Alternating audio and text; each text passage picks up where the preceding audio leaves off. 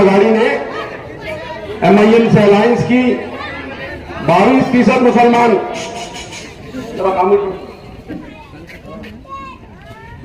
22% मुसलमान थे। 22% मुसलमान कभी सपने में भी नहीं सोचता है कि वो मेंबर ऑफ पार्लियामेंट बन जाएगा, कभी भी नहीं हो सकता। पूरे 22 के 22% वोट अगर मुसलमान एक जगह डाले तो वो आके रुक जाते हैं, 3.5 लाख पे लॉक हो जाते हैं। इससे ज्यादा की हैसियत नहीं है हमारी कि हम वोट दे सकें।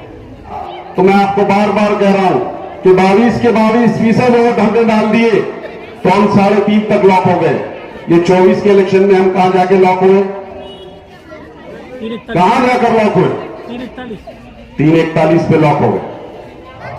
मैं फिर कह रहा हूं कि मुसलमानों, दिल से नहीं दिमाग से वोट करने की जरूरत है। और दिमाग ये कह रहा है इस बार कि 19 में वंचित और मुसलमानों के अलायंस से एक मेंबर ऑफ पार्लियामेंट चुन के आया है, तो असेंबली के अंदर वंचित और मुसलमानों के वोटों से एक मेंबर ऑफ असेंबली क्यों नहीं चुन के आ सकता? कोई कहते हैं कि हम वोट काटने को आए हैं। कसम खुदा की हम वोट काटने को आए नहीं है, हम अमित बुइगर साहब का वोट आपके साथ लेके आए।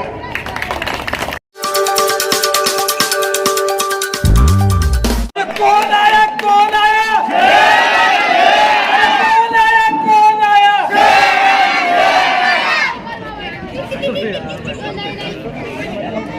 अस्सलाम वालेकुम। नारे तकबीर।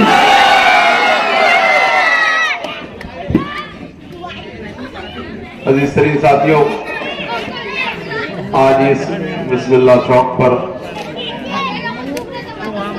वंचित बहुजन अघाड़ी का जो जलसा यहाँ पर सैयद मतीन साहब ने रखा है, मैं उनका तहे दिल से शुक्रिया अदा करता हूँ। उसी के साथ यहाँ वंचित बहुजन अघाड़ी महाराष्ट्र के एग्जीक्यूटिव मेंबर अली जनाब अमित बुइगर साहब यहाँ पर आए और आपकी ने भी उनकी एक धुआंधार तकरीर भी सुनी और उन्होंने किस शिद्दत से आपको, किस तरफ से आपको ये कहा कि इस वक्त जो है आप अपना वोट तकसीम ना करें, क्योंकि उनके खुद के समाज के वोट जो है वन साइड पूरे अल्हम्दुलिल्लाह पढ़ने वाले।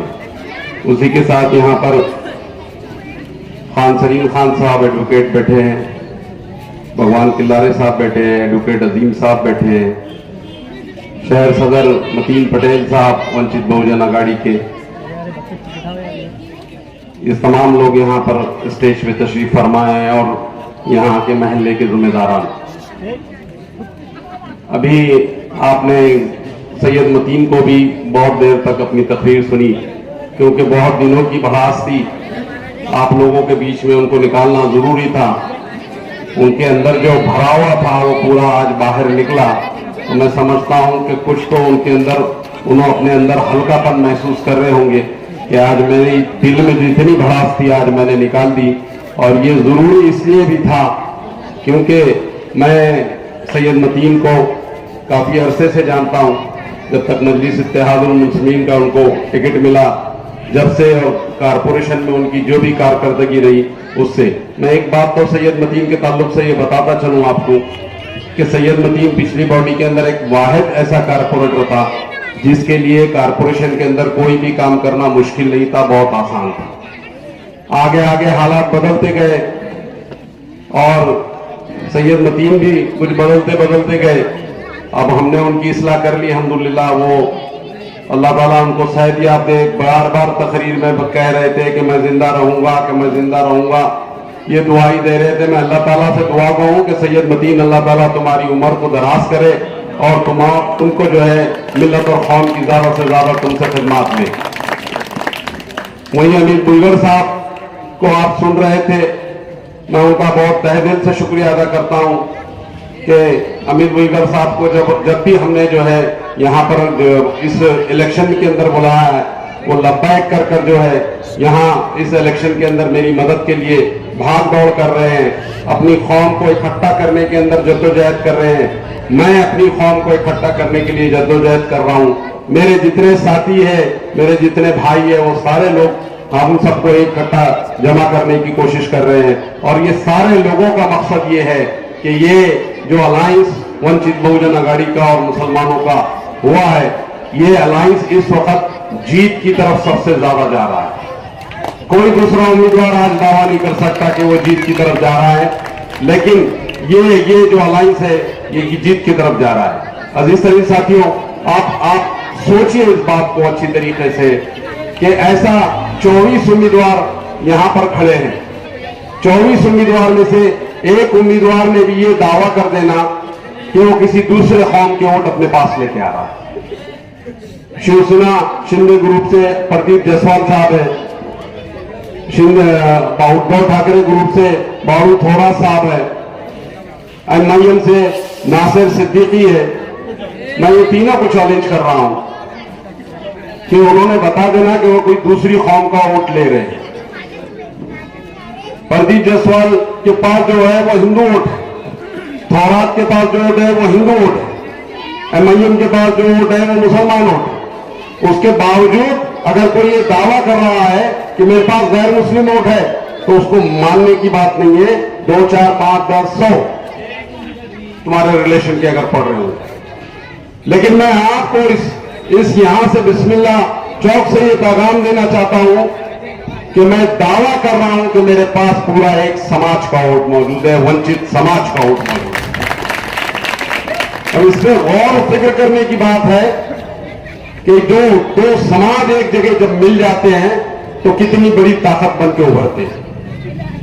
ये मिसाल 2019 में आपके सामने, 2019 में जब वंचित बहुजन आघाड़ी ने एमआईएम से अलायंस की, 22% मुसलमान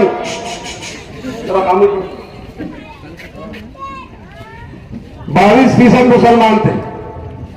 22% मुसलमान कभी सपने में भी नहीं सोचता है कि वो मेंबर ऑफ पार्लियामेंट बन जाएगा, कभी भी नहीं हो सकता। पूरे 22 के 22% वोट अगर मुसलमान एक जगह डाले तो वो आगे रुक जाते हैं, 3.5 लाख पे लॉक हो जाते हैं। इससे ज्यादा की हैसियत नहीं है हमारी कि हम वोट दे सकें। लेकिन कांग्रेस, एनसीपी और जितनी सेकुलर जमात जो अपने आप को सेकुलर बोलती है, वो कभी मुसलमान उम्मीदवार चुना के लाने में इंटरेस्ट नहीं थी। ये वही वाहिद शख्स था जिनका नाम एडवोकेट प्रकाश अंबेडकर साहब है, और ये वही पार्टी थी वंचित बहुजन आघाड़ी जिसने मुसलमानों की और महाराष्ट्र में तारीख रकम की और एक मेंबर ऑफ पार्लियामेंट चुन के। हम सोच नहीं सकते आज की तारीख में हमारे पास उतने नंबर नहीं है इस शहर में कि हम मेंबर ऑफ पार्लियामेंट चुन के लाए, लेकिन वंचित बहुजन आघाड़ी के सपोर्ट से, उनके वोटों से यहां पर एक मेंबर ऑफ पार्लियामेंट चुन के गया। अब वंचित बहुजन आघाड़ी जब हट गई तो 2024 में क्यों नहीं चुन के आया? आपने मेरे फिगर को अगर गौर कराऊंगा तो मैं आपको बार बार कह रहा हूं कि 22 के 22% वोट हमने डाल दिए तो हम 3.5 तक लॉक हो गए। ये 24 के इलेक्शन में हम कहां जाके लॉक हुए? कहां जाकर लॉक हुए? 341 पे लॉक हो गए। इधर उधर थोड़े बहुत 2-5% इधर उधर वोट बढ़ गए होंगे, लेकिन हम जाके वहां पर लॉक हो गए। लेकिन अगर वंचित बहुजन आघाड़ी का 1.5 लाख वोट हमारे साथ रहता था तो आज मेंबर ऑफ पार्लियामेंट डबल से हमारा होता। कौन सी सियासत कर रहे हैं आप लोग? कौन सी सियासत कर रहे हैं? अरे इलेक्शन के इलेक्ट्रॉन सियासत के अंदर आपको सर गिने जाते वोट देखना पड़ता है कि कहां से वोट आ रहा। एक साहब तो बोलते हैं कि मेरे पास आदर्श आ जा रहा, मेरे पास इतने दलित आ जा रहे, मेरे पास इतने मराठे आ जा रहे। और जब सब इतने आ जा रहे तो वहां जाके लॉक का क्यों हो गए आप? जहां मैं कह रहा था, मैं फिर कह रहा हूं कि मुसलमानों, दिल से नहीं दिमाग से वोट करने की जरूरत है। और दिमाग ये कह रहा है इस बार कि 19 में वंचित और मुसलमानों के अलायंस से एक मेंबर ऑफ पार्लियामेंट चुन के आया है, तो असेंबली के अंदर वंचित और मुसलमानों के वोटों से एक मेंबर ऑफ असेंबली क्यों नहीं चुन के आ सकता? 100% चुन के आ सकता, 100% चुन के आ सकता। मुसलमानों का वोट एक जगह आने की जरूरत है। दलितों का वोट, अभी अमित भुइगड़ साहब ने बताया कि मुझे 27,302 वोट मिले थे, और अब की बार वो ये कह रहे हैं कि 5 साल में जो वोट बढ़ा वो 35,000 को जाके तो छोड़ा। और जावेद कुरैशी, हम तुमसे वादा करते हैं ये कि इस बार इंशाअल्लाह अजीज वंचित का 35,000 वोट तुमको मिलने जा रहा। कोई कहते हैं कि हम वोट काटने को आए हैं। कसम खुदा की हम वोट काटने को आए नहीं है, हम अमित भुइगड़ साहब का वोट आपके साथ लेके आए। आपको फैसला करना है ये कि आपको मुसलमान एमएलए की जरूरत है या फिर उन लोगों की जरूरत है जो यहां पर खूबसूरत भाषण करके फिर वापस चले जाते हैं। इस बात की जरूरत है। हमारी नादानियों की वजह से लोग हमारे सर चढ़ के बोल रहे हैं। कुरानगिरी महाराज कहता है नबी करीम सल्लल्लाहु अलैहि वसल्लम की शान में गुस्ताखी करता है। उसके बाद वो अभी अमित भुइगड़ साहब ने कहा है ना, वो 1.5 फुटिया जो है हमारी मस्जिद में घुसने के लिए जबान उसकी आगे चल रही है। और यहां का ये जो उम्मीदवार है प्रदीप जायसवाल, ये कह रहा है कि मैं औरंगजेब रहमतुल्लाह अलैह की खबर को उखाड़ के फेंक दूंगा। ये इनकी जबानें इतनी चढ़ गई है इसलिए कि हम दिल से वोट डाल रहे हैं, दिमाग से वोट नहीं डाल रहे हैं। और जब दिमाग से वोट डालेंगे, 2 कौमों की ताकत को एक जगह जमा कर लेंगे तो एक बड़ी ताकत उठेंगी, एक बड़ी आवाज उठाएंगी, और जो कह रहा है कि खबर को उखाड़ेंगे, हम उसकी जबान को बुद्धि से खींचेंगे।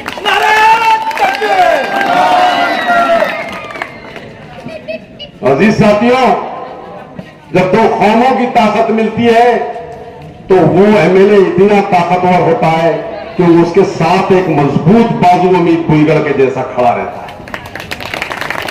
मजबूत ताकत उसके साथ रहती है और प्रकाश अंबेडकर जैसी क़यादत उसके सामने रहती है कि अगर मुसलमानों के बच्चे औरंगजेब रहमतुल्लाह अलैह, टीपू सुल्तान रहमतुल्लाह अलैह का स्टेटस रखते हैं तो वो उनके ऊपर पुलिस गुना दाखिल करती है। और प्रकाश अंबेडकर ने ये सब देखा और कहा कि जावेद कुरैशी, चलो आज औरंगजेब रहमतुल्लाह अलैह की खबर के ऊपर फूल चढ़ा के आते हैं। और उस शख्स ने औरंगजेब रहमतुल्लाह अलैह की जियारत की और उसके बाद वहां से निकला कि पूरे महाराष्ट्र का मीडिया हाय बबूला हो गया कि औरंगजेब के पास गए, औरंगजेब के पास गए, औरंगजेब के पास गए। तो उन्होंने कहा, हाँ औरंगजेब के पास गया था, ये वही औरंगजेब है जिन्होंने 52 साल आप लोगों के ऊपर हुकूमत की है। ये वही औरंगजेब है, ये वही औरंगजेब है जिसने औरंगपुरे का मंदिर आपको दिया। ये वही औरंगजेब है जिसने जो है किराड़पुरे का मंदिर आपको दिया। ये वही औरंगजेब है जो बस्ती के अंदर आज भी एक खातून को इंसाफ दिलाने के लिए दिल्ली से बस्ती तक का सफर पैदल किया और वहां पर बैठकर उस सिपहसालार को गिरफ्तार किया जिस सिपहसालार की नजर एक गैर मुस्लिम खातून के ऊपर टिक गई थी और वो गैर मुस्लिम खातून को अपनी हवस का शिकार बनाना चाहता था। औरंगजेब रहमतुल्लाह अलैह ने उस चबूतरे पर रात भर गुजारी, उस पर सोया और सुबह उस सिपहसालार को गिरफ्तार किया और उसको जो है कत्ल का हुक्म उसके ऊपर सादिर किया और अपनी बैतुल माल में से उस खातून को जो है उसकी शादी की और उसको जेवरात किए। आज भी वो बस्ती आज भी वो बस्ती और वो चबूतरा मौजूद है जिस चबूतरे के ऊपर औरंगजेब रहमतुल्लाह अलैह सोए थे। वो चबूतरे के ऊपर आज भी पूजा की जाती है और वो चबूतरे को कहते हैं कि यहां पर एक देव मानुस आया था। जिन लोगों के ऊपर लान तान करते हो तुम, और जिनको कभी तारीख का इल्म नहीं है, जिनको नाचना गाना ज्यादा पसंद है, जिनको ये पसंद है कि मैं ज्यादा महफूज इसलिए रह सकता कि मैं शिवाजी का मावड़ा हूं, लेकिन मैं जावेद कुरैशी आपको कहता हूं कि मैं ज्यादा महफूज उस वक्त होगा जब मैं ये कहूंगा कि मैं औरंगजेब रहमतुल्लाह अलैह का मावड़ा हूं।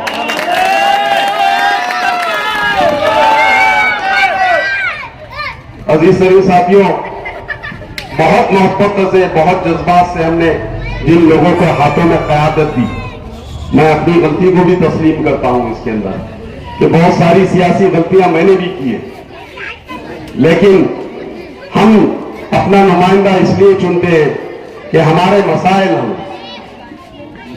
मसाइल कितने हल हुए ये कौन कहेगा। हमने यहां पर औरंगजेब डॉक्टर रफीक जकरिया को भी 10 साल मौका दिया, इसी शहर में दिया। हमने यहां अब्दुल अजीम साहब को भी मौका दिया, 10 साल उनको भी हमने दिए, यही दिए। अमानुल्लाह मोतीवाला साहब को भी यहां पर मौका मिला, लेकिन सबने कुछ ना कुछ यहां दे के गए। डॉक्टर रफीक जकरिया ने एक आलीशान इदारा मौलाना आजाद कॉलेज कायम करके गए। अब्दुल अजीम साहब ने पूरे जिले के अंदर उर्दू स्कूलों का एक लंबा जाल फैला के गए। अमानुल्लाह मोतीवाला ने अमानुल्लाह मोतीवाला स्कूल एक कायम करके गया और एक इंग्लिश स्कूल उन्होंने कायम करके गए। वो फैमिली अपने बलबूते पे कुछ ना कुछ मुसलमानों के फलाही काम करते रहती है। अब जिनको 10 साल मिले उन्होंने क्या किया वो बताओ। आए अगर आपके पास तो आप पूछिए उन लोगों से कि 10 साल हमने आपको और दिया। एक रिक्शा वाला दिन भर रिक्शा चला के अपना घर चलाता है, इलेक्शन के दिन उसने अपना पेट्रोल अपनी मेहनत जाके लोगों को वोट डलवाया। उस रिक्शे वाले के वास्ते आपने क्या किया? 10 साल में आजकल पुलिस ऐसी फोटो खींच रही है और पहुंची आ जाती है। जितने रिक्शे वाले इस औरंगाबाद शहर में इस वक्त इतना परेशान है कि पुलिस डिपार्टमेंट रिक्शा वाला अगर गया उसकी फोटो खींच रहा, उसके ऊपर जो है फाइन लग गया। वो फाइन से परेशान है, 1500 रुपए की रसीदें उनको फाइन उनको पर भरना पड़ रहा। जो लोग 500, 600 और 200 रुपए कमाने वाले लोग 1500 रुपए कहां से भरे? क्या किया आपने इन लोगों के लिए? कोई राय अमल है इन गरीब लोगों के लिए? आपके पास कोई राय अमल है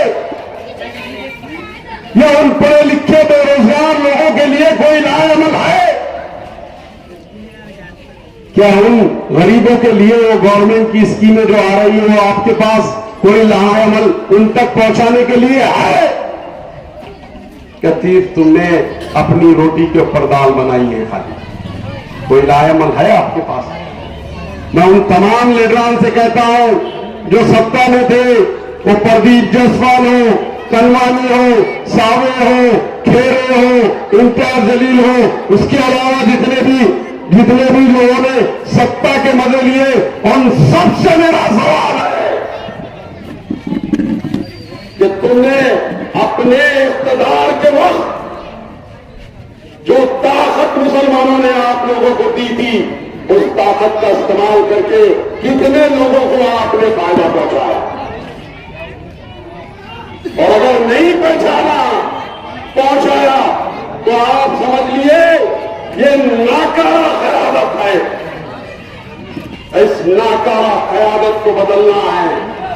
प्रदीप जायसवाल को अब अपने घर पहुंचाना है और उन लोगों को भी अपनी मंजिल की तरफ पहुंचाना है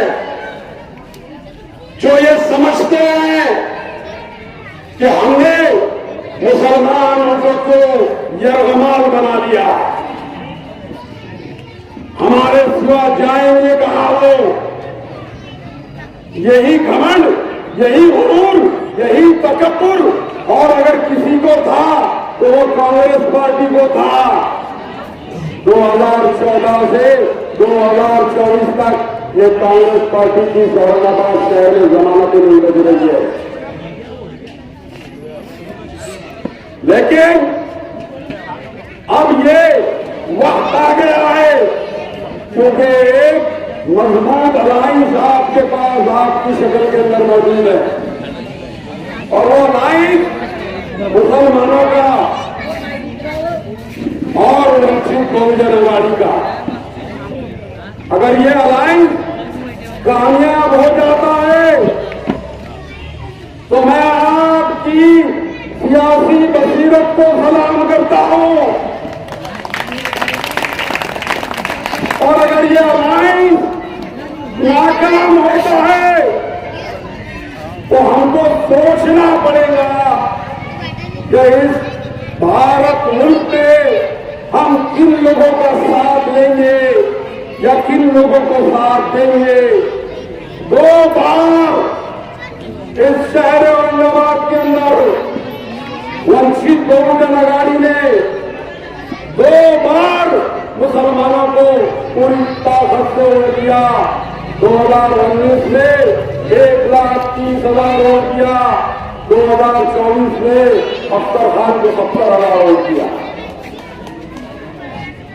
और अब तीसरी बार भी जावेद कुरैशी की शक्ल में आज से अनिल बुलगड़ साहब ने इल्तिजा की है कि हम दे रहे हैं वोट, हम जावेद कुरैशी को दे रहे हैं वोट।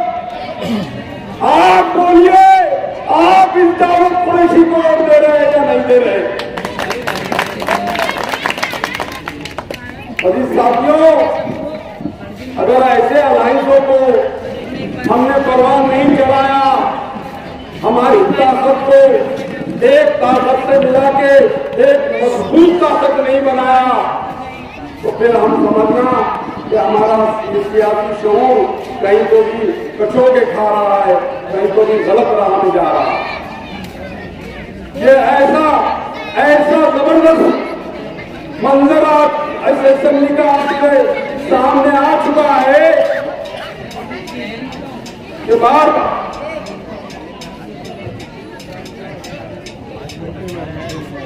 बार आपके जहन को हिजोड़ रहा है कि इस अलायंस के साथ जाना या एक सिंगल उम्मीदवार के साथ जाना। आपको ये बात समझना पड़ेगी कि मैं वोट काटने के लिए नहीं आया, मैं वोट लेके आया हूं आपके साथ, और आपका वोट ये वोट के साथ मिलाकर एक मजबूत जीत का मैं आपके साथ दावा करने आया। 40% मुसलमान वोट है जिस तरीके साथियों, और 22% वंचित बहुजन अघाड़ी का वोट है। इस शहर औरंगाबाद में 58% ये वोट बनता है, 58%, और ये 58% वोट जब बन जाता है तो दूसरा कोई भी वोट इसके मध्य मुकाबले नहीं आ सकता इनको हराने के लिए। ये पूरी सियासी पार्टियां एक जगह आ जाए, कांग्रेस, एनसीपी, शिवसेना, बीजेपी, मनसे, हमके धमके सब, तो भी ये 58% का मुकाबला नहीं कर सकते। हम देख रहे हैं, हम बार बार कहते हैं कि जो लोग सत्ता में थे उनसे बात पेश की जाए, उनका गिरफ्तार पकड़ जाए, फिर उन्होंने हमारे साथ जो है जो ताकत हमने आपको बख्शी दी वो क्यों हमको नहीं आप उसका फायदा दे रहे हैं।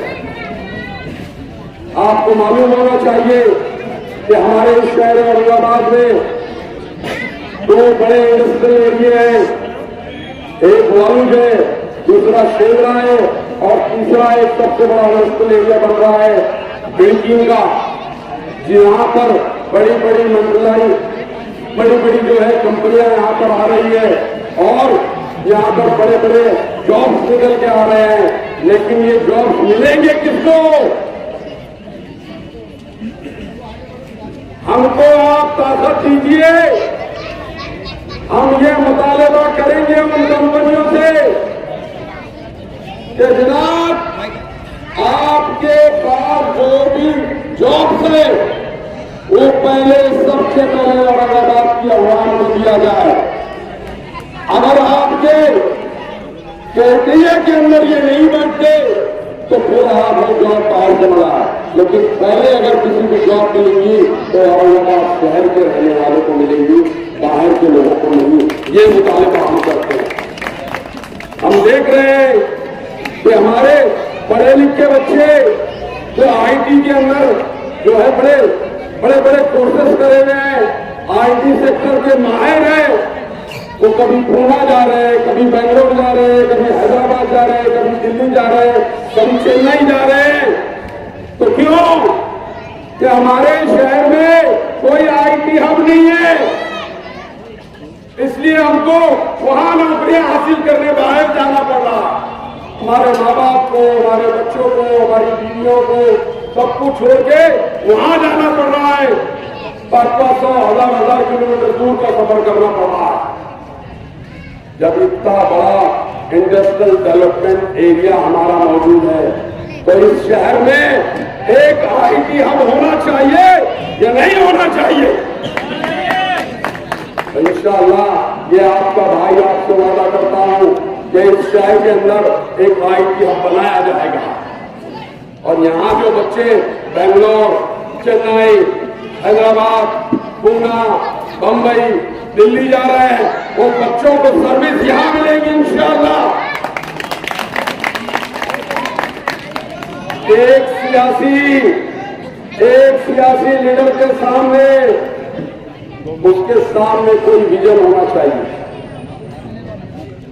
ये मैं जावेद कुरैशिया आपसे वादा करता हूं कि एक बेहतरीन विजन लेके मैं असेंबली में आप लोग मुझको भेजिए, मैं शहर के बहुत सारे मसाइल को हल करने की कोशिश करूं।